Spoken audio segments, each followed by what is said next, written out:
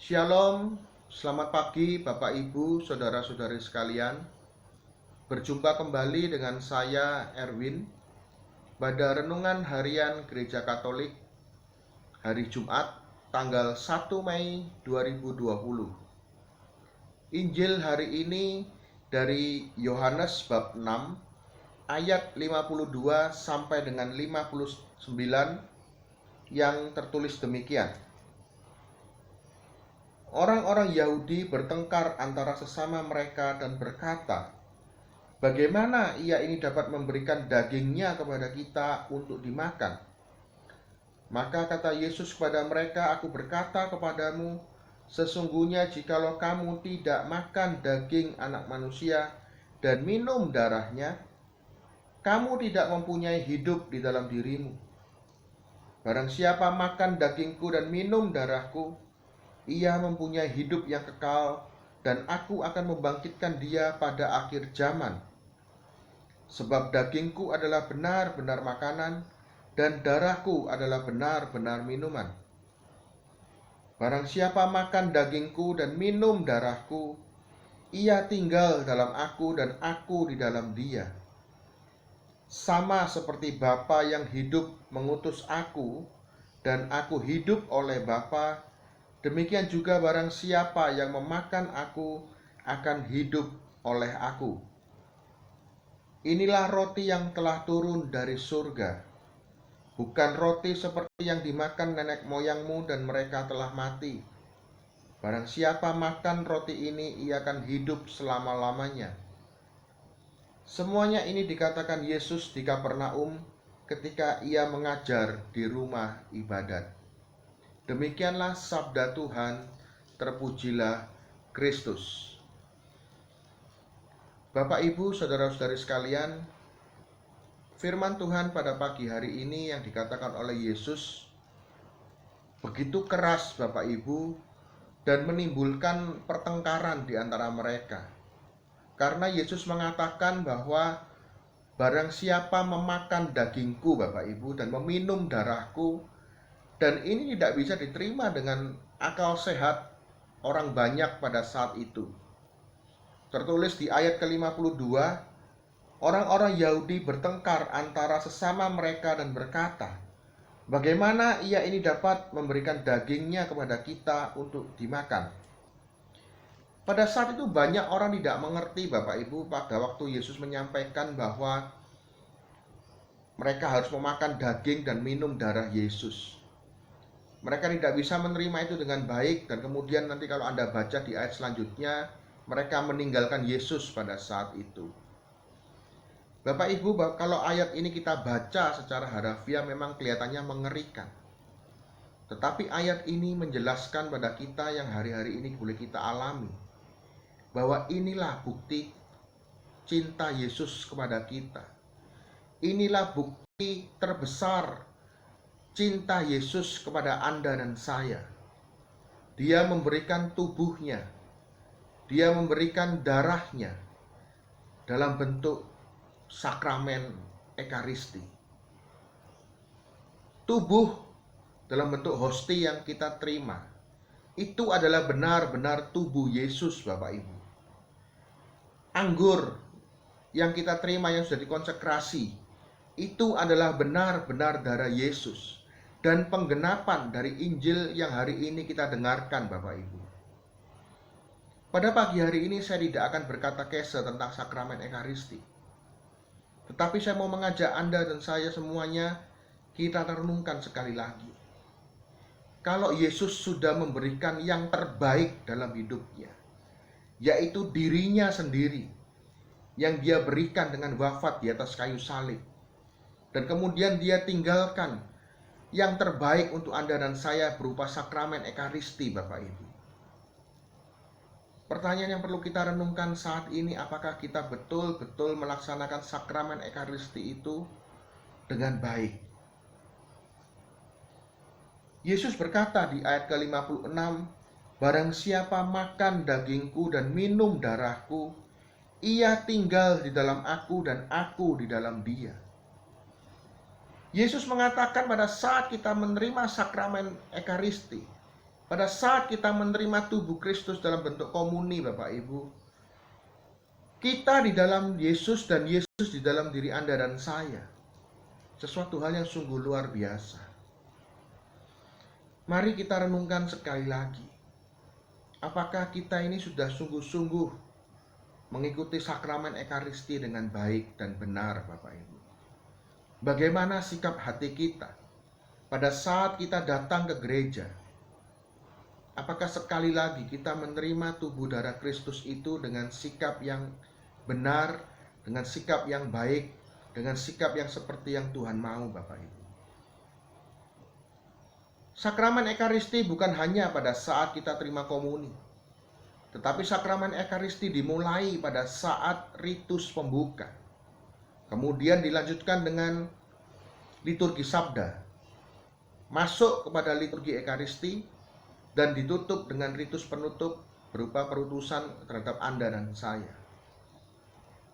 Apakah pada saat kita datang ke gereja mengikuti perayaan Ekaristi, Bapak Ibu, Anda dan saya terlambat? Ataukah kita memang sengaja tidak bisa disiplin dengan sengaja terlambat, Bapak Ibu? Lalu bagaimana sikap kita pada saat kita di gereja? Apakah kita sungguh-sungguh dengan hati mengikuti setiap apa yang terjadi di sana? Mulai dari awal, Bapak Ibu. Apakah kita aktif berpartisipasi nyanyi, Bapak Ibu? Bernyanyi bersama dengan umat? Apa kita mengikuti dengan seksama? Ataukah kita lebih sibuk dengan handphone kita? Ataukah kita ngobrol dengan sesama kita? Pada saat kita berdoa, imam mengajak berdoa.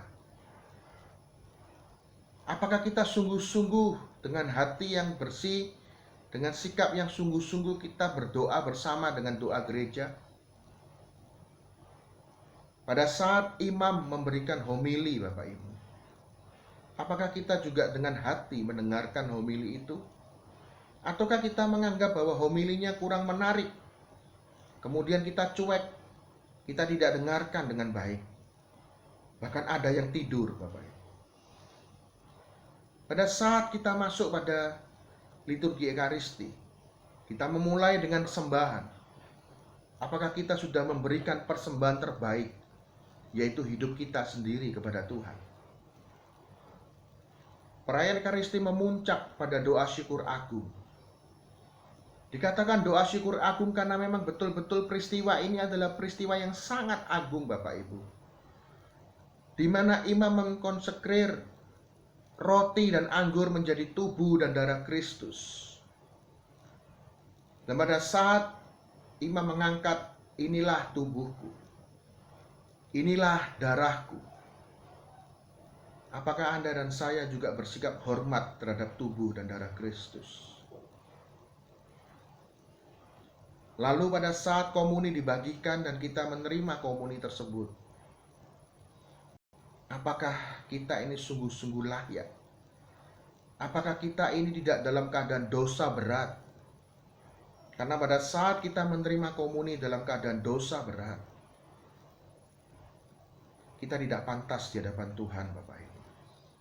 Pada saat kita menerima tubuh Kristus dalam bentuk komuni, sekali lagi, apakah kita betul-betul menyadari bahwa itu adalah tubuh Yesus sendiri dan Dia tinggal di dalam hati kita? Dan pada saat kita selesai terima komuni, Bapak Ibu, apakah kita langsung pulang begitu saja? Ataukah kita menunggu sejenak? Kita kembali berdoa bersama dengan doa gereja bersama seluruh umat, Bapak Ibu.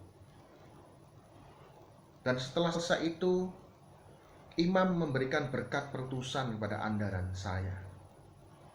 Dan kita mengatakan amin terhadap berkat perutusan itu.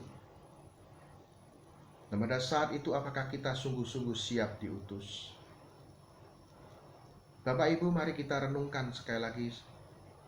Saat-saat kita di rumah, saat-saat kita tidak bisa menghadiri perayaan Ekaristi di gereja secara fisik saat ini, kita kembali merenungkan lewat Injil hari ini.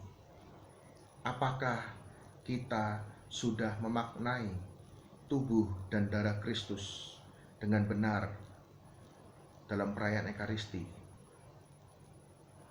Mari kita berdoa. Demi nama Bapa, Putra, dan Roh Kudus. Amin. Terima kasih Tuhan. Pada firman-Mu pada pagi hari ini sungguh-sungguh boleh ingatkan kami bahwa tubuh-Mu adalah benar-benar makanan, darah-Mu adalah benar-benar minuman. Mampukan kami menghayati dengan benar sakramen Ekaristi yang adalah bukti cinta-Mu yang terbesar dalam hidup kami Tuhan. Supaya pada saat kami menyambut tubuh dan darah Kristus, kami sungguh-sungguh menyambut dengan benar dalam sikap hidup kami. Terima kasih Tuhan untuk firman-Mu pada pagi hari ini. Kami serahkan hidup kami di dalam nama Tuhan Yesus Kristus, kini dan sepanjang segala masa. Amin. Demi nama Bapa, Putra, Roh Kudus. Amin. Berkah dalam.